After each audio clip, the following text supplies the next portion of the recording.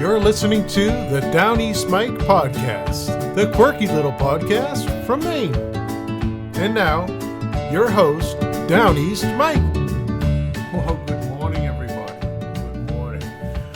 This is Downeast Mike. You're listening to the Downeast Mike podcast. Lucky you. I am the host, Downeast Mike, dumped unceremoniously in his chair, kicked out of bed, pushed downstairs, and said, get to it. Put something out there that will entertain folks and get them started on their Friday. So when they're out and about and kicking about the stores and the retail shops and the factories and the streets and byways and coastal waters of Maine. So when they're out there, they've got something to think about other than their day ahead. They can muse on things that Downeast Mike told them, and they can speculate and ruminate and all that stuff. We've had some fun times already. We have so many more ahead of us. Now, we should start off with our disclaimer that some of this is whimsy, some of this is true, and the interpretation of it all is entirely up to you. This is Friday, April 22nd, 2022, if you need to be reminded of what year it is, because many days I certainly do.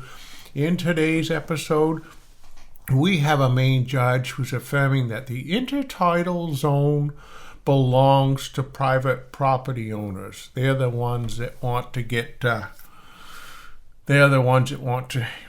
claw back their clam ownership, apparently. We'll get to that story in a minute. Also on this day, there were torpedoes in the Portland Harbor, and Cuba blockade began. And this was on April 22nd, 1898. Oh, how times have changed. Somewhat concerning today, we don't have a Maine Mammal of the moment, but we do have a bi-weekly bird. So we're going to have a bird of the day, and that is something actually to look forward to at the end of the podcast. We'll get to that bi-weekly bird. Our word of the day is cynosure, or cynosure. And this is C-Y-N-O-S-U-R-E. The definition is the northern constellation Ursa Minor, also the North Star, one that serves to direct or guide, a center of attraction or attention. Here we use it in a sentence. They have turned an eyesore into a cynosure. His rapidly increasing wealth has made him a cynosure in political circles. Did you know? Category. Ancient mariners noted that all the stars in the heavens seemed to revolve around a particular star, and they relied on it to guide their navigation. The constellation that this bright star appears in is known to English speakers today as Ursa Minor, or the Little Dipper. But the ancient Greeks called it the Kynosura, a term that comes from the phrase meaning dog's tail. That word passed into Latin and Middle French, becoming cynosure. While English speakers adopted the term in the mid-16th century, and then they used it as a name for the constellation and the star, which is also known as the North Star, and used to identify a guide of any kind. By the early 17th century, cynosure was also being used figuratively for anything or anyone that, like the North Star, was the focus of attention or observation. We have recent examples on the web. Brady was fortunate to come along just as the NFL altered multiple playing rules that made the quarterback the cynosure of a pass-happy, high-scoring game with fleet receivers unfettered to dash upfield for long passes. That seems like an awful wordy way to say that he was a good football player. That was from the New York Times. It was first used in the year 1565, and some of the other words at that time were achiever, abruptly, flamingo, headship, privy purse. What is that? Plausible, roving, rundle, sadden, hoodman, blind, graybeard, girlish, and gizzard. Wow, that's a whole lot of words. 1565. Well, let's go to our birthdays. Happy birthday today to Jake in Millinocket. Jake will be 18. He's a senior. He's going to be attending college in Daytona next fall. Happy birthday, Jake. Samir of Freeport, Maine, turns 48. Happy birthday, Samir. Samir works for a large retailer in Freeport. Doesn't want us to report who, because he intends to call out sick today on his birthday. Well, happy birthday, Samir. You have a good time today, and you'll make that time up, I'm sure. Well, in the modern news today, a Maine judge has affirmed that the intertidal zone belongs to private property owners. A lot of controversy there. The Cumberland County Superior Court Justice has said that the land between the high and low tide marks on Maine beaches belongs to the private property owners, not the state. Now, he did not rule on whether the public could use that land for activities like running. Now, if you're a really good runner and you had a long stride, I guess you could leap over the marked off places. The ruling dealt a blow to the nearly 24 plaintiffs who had filed a lawsuit to overturn the private ownership of the intertidal zone. Superior Court Justice John O'Neill Jr. dismissed nearly all the claims and half of the defendants in an order this week, but he also allowed that a future order could expand the allowed uses on that public land, and the entire case still could be bound for the state's top court. This kind of controversy has been going on for years. Most coastal states own the land between the low and high tide marks on their beaches. About 30 years ago, the Maine Judicial Court ruled that private owners own all the way to the low tide line. And it also said that the public has limited rights to use the intertidal zone for fishing, fowling, and navigation. So I guess you could be in the right if you always carried a fishing line, you had a bird tied to your shoulder or your waist belt or something, and you had some sort of flashlight for navigation. You could do that, and you could be within your rights to be wandering around in the intertidal zone.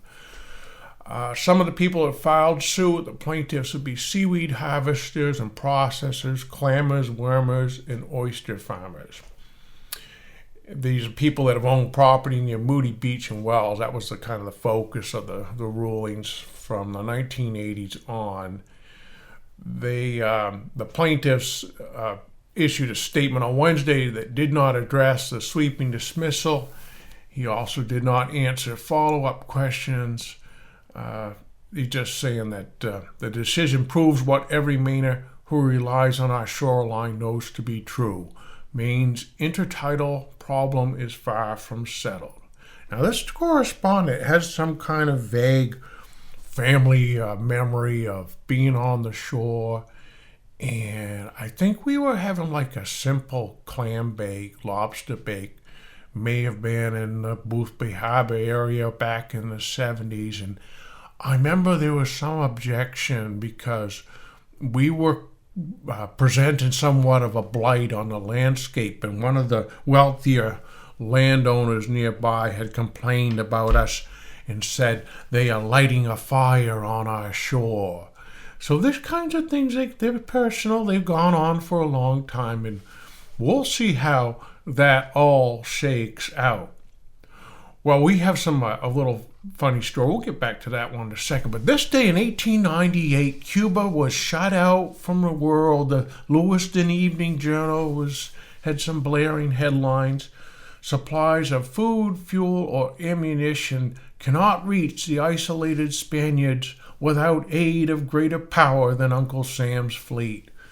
Another headline, Captain Sampson holds the key to Havana's front door. President, this would have been McKinley, President issues a proclamation announcing to the world the blockade of Cuban ports And the volunteer bill becomes a law at 2:35 p.m. today. A call for 100,000 volunteers to be made immediately, probably Saturday morning, this day in 1898. That story about the torpedoes in Portland Harbor, the Lighthouse Board has issued the following very important order. Notice is hereby given that on and after Tuesday, April 26, 1898, and until further orders, all channels leading to Portland Harbor from sea will be closed to navigation by a system of explosive torpedoes, and all masters of vessels are forbidden to attempt to pass through any except the channel from the southward between Portland Head and Cushing Island. In using this channel, caution must be exercised. And then they go on to give some instructions. Black and white perpendicular striped spar buoys 1/4 of a mile apart on a line of bearing, blah, blah, blah.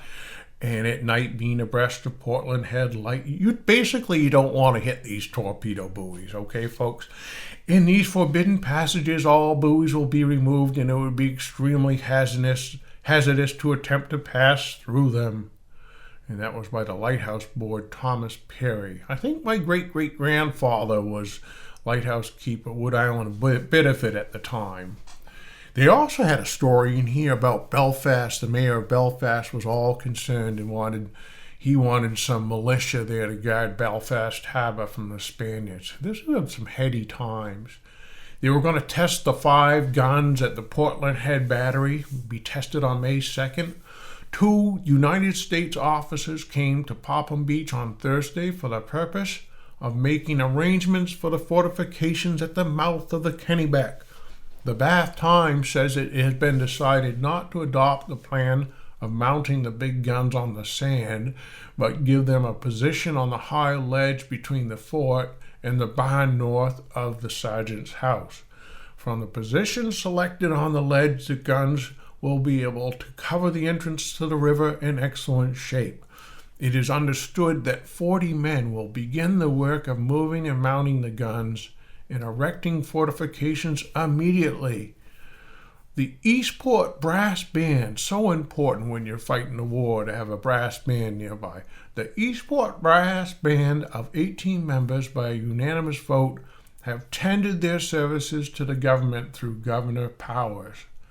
You need that brass band. On the train, another story here, on the train which reached Bangor from St. John, New Brunswick Thursday, were 8 or 10 young men from New Brunswick who were going to Augusta. They were hoping to find a chance to enlist and help liberate Cuba. On the same car was a soldier lately dispatched from the garrison at Halifax, Nova Scotia, who informed a reporter that all British troops were hoping that England would turn to and help the United States against Spain. They were really geared up to have this battle. We found a cute little story in here that we thought we should relate from 1898. Injured pride at the loss of a prized mustache. This is from San Francisco. Not less than 3 inches in width and 6 inches from tip to tip. It was removed from the plaintiff whilst he was asleep under a hot towel in a barber shop. And this lawsuit had been found out today in a suit for $290. It's filed in San Francisco Justice Court. The suit was brought by James T. McGuire of Bakersfield Golf and Country Club against Henry Jacoby, the barber. And the complaint set forth that as a result of the said mustache having been willfully and maliciously shorn from the face of said plaintiff has materially decreased in his personal appearance before the public. His younger children are not able to recognize him, and the plaintiff has extreme difficulty in being recognized at banks, restaurants, garages, golf courses, and other places where plaintiff has business. So that's why, and it occurred to me as I was reading that story, that's why I have such little public recognition is because my 6-inch mustache was shaved off a few years ago, so now my younger children don't recognize me either. Let's get back to our war story, because this kind of goes on, and it's so exciting. The National Association of American Homing Pigeon Fanciers of the United States, whose headquarters are in Baltimore, has offered its pigeons, numbering 40,000 birds, to the Secretary of Navy. These will be used in case of war as a means of communication between warships at sea and the government. Edwin Baker, the president of the association, says that the birds are already being put into training and in a short time will have recovered from the winter stiffness and be ready for active service. In the event of war with Spain or any other maritime nation, a great cause of anxiety in official circles will be difficulty of communicating with the warships or squadrons at sea out of reach of telegraph, and also in places where sending of dispatch boats will be impracticable. Means of communicating a naval battle or other important information by established methods under such circumstances will be totally lacking, and the naval officers in the government might be placed in a dilemma on this account. The only known method of communicating between such unconnected points is by pigeons. By this means, the result of a battle 200 or 300 miles at sea could be learned in a day. Wow, tremendous. We looked at the history.state.gov website, a little bit of filling in the missing details on that Spanish-American conflict. The Spanish government rejected the U.S. ultimatum and immediately severed diplomatic relations with the United States. McKinley responded by implementing a naval blockade of Cuba on April 22nd and issued a call, they're saying, for 125,000 military volunteers the following day. That same day, Spain declared war on the United States. U.S. Congress voted to go to war against Spain on April 25th. The future Secretary of State, John Hay, described the ensuing conflict as a splendid little war. The first battle was fought on May 1st, Manila Bay, when Commander George Dewey's Asiatic Squadron defeated the Spanish naval force that was defending the Philippines. Kind of goes on and on there. After isolating and defeating the Spanish Army garrisons in Cuba, the U.S. Navy destroyed the Spanish Caribbean Squadron on July 3rd as it attempted to escape the blockade at Santiago. On July 26th, at the behest of the Spanish government, the French ambassador in Washington, Jules Cambon, approached the McKinley administration to discuss peace terms, and a ceasefire was signed on August 12th. The war officially ended 4 months later. So that was the Spanish-American War. We found a nice little advertisement on this same edition. I have just arrived with a car of Kansas horses. Am at Curtis's Stable, Middle Street, that's Ben Lewiston, opposite the square. Some large draft, medium farm, and grocery horses, and some fancy drivers and 4 nice saddlers. So you'd be a little bit late to the party, and you definitely missed it, but they did have some Kansas horses for you to look at. Some of the other ads at that time: the Maine Steamship Company, New York Direct Line, Long Island Sound by daylight. 3 trips a week. The steamships Manhattan and John English alternately leave Franklin Wharf Tuesday, Thursdays, and Saturdays at 6 p.m. bound for New York Direct. They returning Tuesdays, Thursdays, and Saturdays at 5 p.m. They're superbly fitted and finished for passenger travel and afford the most convenient and comfortable route between Portland and New York. One-way fare is $4, round trip is $6. That was in 1898. Some of the help wanted ads: wanted a table girl and a kitchen girl at the Hampshire House in Auburn. Here's another one: wanted man and wife without children or single woman, a woman to work in my family, and a man to work upon my farm. To experience help, I'll pay good wages. That was Ferd Penley in Auburn was looking for a little hired help there.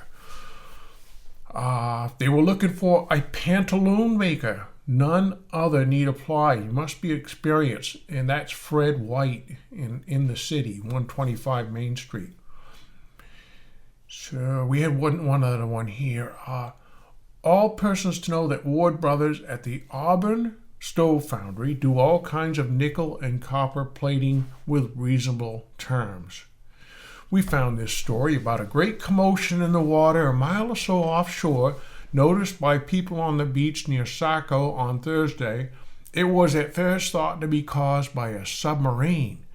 This proved to be incorrect, but it was warned nevertheless, the commotion proving to be caused by a monster school of pollock chasing a school of fish. In a few minutes from Whalebone Rock to shore was packed with fish. Some of them came up high on the beach, and the lifesavers captured about 50 of them. Now, I read once that when the colonists were first settled in here in America, there were so many big lobsters that they were getting like 3-foot lobsters that would come right up on shore. They're probably hundreds of years old. That was before they were actively lobster fishing. Let's see, we had a Bertha Venitistone. She was 3 years old. She was struck by an electric car on Thursday, 1898. One of the rear wheels went over her left leg and very much injured it. It's reported that the motorman was in no way responsible. The child with 2 others was standing in the street watching the car, and just as the forward platform passed the group, it said that the Venitistone child made a dash for the car with the result above reported. Car number 16 also ran over the brown boy about a year ago. A lot of trouble with these electric cars. We have a story from the Rockland Courier-Gazette. This is a little more modern, but we had to throw it in because it was a good one. St. George Police Chief Merrill Mincy Jr. was tucked away in a cul-de-sac watching the passing traffic the other evening, just listening and observing, ready to roll if a hot shot rolled by. This is in the 60s. A car showed up moving along, but inside the limit. What caused Mincy to hit the starter was the fact that the passing car was running with one dead headlight. Just as the car was passing the hideaway slot where Mincy was parked, he took his eyes off the road area for a second to turn the ignition key. But there was only one car out there, even if he didn't see its make or color, and he went after it. 2 miles down the road, he caught up to it, and it was a state police cruiser with Trooper Charles Fulborn at the wheel. Mincy, all smiles, was all set to write out an equipment check notice, one of those 24-hour cards the state cops are hitting all the rest of us with, when Philip Brown said for Mincy to hold it for a moment. The trooper then literally kicked the front fender and the headlight came on. But is it legal? That's from the Courier-Gazette. That's a cute little story. Well, our peaks of interest today, we're looking at Mount Hope in Maine. Elevation 680 feet. It's in the county of York, town of Sanford. Not a lot about Mount Hope, except that it used to be the site of Women Fire Watcher was staffed there where they watched the fire. If we look at the Lewiston Evening Journal from 1971, Mount Hope Lookout is located about 3 miles southwest of the business district of Sanford. On the hill is the fire tower, along with the antenna and a microwave tower about 680 feet above sea level. A road goes by the end of the driveway, which is about 800 feet long. The Mount Hope Lookout was started in 1963 and replaced the Ridley Hill Tower in Shapley, which is located about 6 miles northwest of Mount Hope. The tower which stands on Mount Hope used to be on Sabattis Mountain in Lovell, Maine, and it was there in that tower that Charlton Merrill started out in forestry as the watchman on Sabattis. He continued with the forestry service for many years, most recently as the boss of District 1. and he gave it up because of illness. He was a great boss, and forestry will never really be able to replace him. The Forestry Service discontinued the Sebattis Lookout, and eventually that tower was moved to Mount Hope. It seems that some of them lead a long life. Most towers now are steel. The tower framework is about 60 feet from top to bottom. The roof is of wood, but the sides are steel, and the sections of the windows tip out instead of sliding sideways or up or down. They're describing it a stairway leading up to a trap door in the cab. I'm getting vertigo just reading this. Some cabs are 14 by 14 feet, but this one is 7 feet square with a map table in the center, a couple of small corner shelves, and 2 shelves overhead in corners for the radios. Also a chair for sitting when things are going at a slow pace. Because you know those fire towers, it's usually a fast pace. In the Maine Forestry Service at this time, there were 45 towers, 2 of which were served by women. Miss Anna Woodward, who entered the service in 1964 on Mount Hope Lookout in the Organized Towns area, will return this April for her 8th consecutive year. Over the years, several women have worked on the tower, some only a year, others longer. Anna says, my father worked as a forest ranger for the state since 1948, retiring a few years ago. I guess I have inherited fire in my veins. He had tried to talk me into taking a tower job when there'd be an opening, so in the fall of '64, I agreed to help out when someone wanted to get through, and I've been here ever since. And Anna describes her days as starting in the spring when the snow goes and the fire danger begins. And in the fall, it depends on the weather, such as fall rains or snow, and a drop in the fire danger. We usually figure on going to work here in the southern part in the spring, sometime around the 1st of April, finish up in the fall in November. My tower day begins at 9 a.m. It ends at 6 p.m., and of course, sometimes we're asked to go to work early or stay later if there's a fire going in our area or if the fire danger is high.